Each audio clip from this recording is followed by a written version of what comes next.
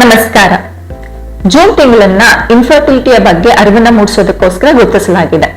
ಪ್ರಪಂಚದಾದ್ಯಂತ 100ರಲ್ಲಿ 10ರಿಂದ 15 ದಂಪತಿಗಳು ಈ ಸಮಸ್ಯೆಯಿಂದ ಬಳಲ್ತಾ ಇದ್ದಾರೆ.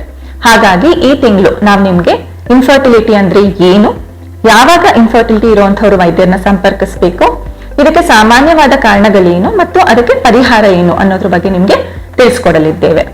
ಮೊಟ್ಟ ಮೊದಲನೇದಾಗಿ ಇನ್ಫರ್ಟಿಲಿಟಿ ಅಂದ್ರೆ ಏನು. ದಂಪತಿಗಳು ಮದುವೆಯಾಗಿ 1 ವರ್ಷ ಪ್ರಯತ್ನ ಪಟ್ಟರೂ ಕೂಡ ಮಕ್ಕಳಾಗಿಲ್ಲ ಅಂದ್ರೆ ಅವ್ರಿಗೆ ಇನ್ಫರ್ಟಿಲಿಟಿ ಇದೆ ಅಂತ ಹೇಳ್ತೀವಿ. ಎರಡನೆಯ ಪ್ರಶ್ನೆ, ಇನ್ಫರ್ಟಿಲಿಟಿ ಇರುವಂತವ್ರು ಯಾವಾಗ ವೈದ್ಯರನ್ನ ಸಂಪರ್ಕಿಸಬೇಕು ಅಂತ. ಮದುವೆಯಾಗಿ ಈಗಾಗಲೇ ಹೇಳಿದ ಹಾಗೆ 1 ವರ್ಷ ಆದ್ರೂ ಮಕ್ಕಳಾಗಿಲ್ಲ ಅಂದ್ರೆ ಅವ್ರು ಸಂಪರ್ಕಿಸಬೇಕಾಗತ್ತೆ. ಕೆಲವೊಮ್ಮೆ ಅಂದ್ರೆ ಮಹಿಳೆಯರ ವಯಸ್ಸು 35 ಮೇಲಿದ್ರೆ ಅಥವಾ ಈಗಾಗಲೇ ಅವ್ರಿಗೆ ಇನ್ಫರ್ಟಿಲಿಟಿನ ಉಂಟು ಮಾಡುವಂತ ಯಾವ್ದಾದ್ರು ಸಮಸ್ಯೆಗಳೇನಾದ್ರೂ ಇದ್ರೆ ಅವರು ಬೇಗ ವೈದ್ಯರನ್ನ ಸಂಪರ್ಕಿಸಬೇಕಾಗತ್ತೆ. ಮೂರನೆಯದು, ಇನ್ಫರ್ಟಿಲಿಟಿಗೆ ಕಾರಣಗಳೇನು. ಕಾರಣಗಳು ಮಹಿಳೆಯರಲ್ಲೂ ಇರಬಹುದು, ಪುರುಷರಲ್ಲೂ ಇರಬಹುದು. ಹಾಗಾಗಿ ಗಂಡ ಹೆಂಡತಿ ಇಬ್ರೂ ಕೂಡ ವೈದ್ಯರನ್ನ ಸಂಪರ್ಕಿಸಬೇಕಾಗತ್ತೆ. ಇನ್ನು ಕೊನೆಯ ಪ್ರಶ್ನೆ, ಪರಿಹಾರ ಇದೆಯಾ ಅಂತ. ಖಂಡಿತ ಇನ್ಫರ್ಟಿಲಿಟಿ ಸಮಸ್ಯೆಗೆ ಪರಿಹಾರ ಇದೆ.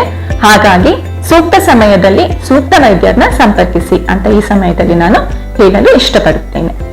ಧನ್ಯವಾದಗಳು.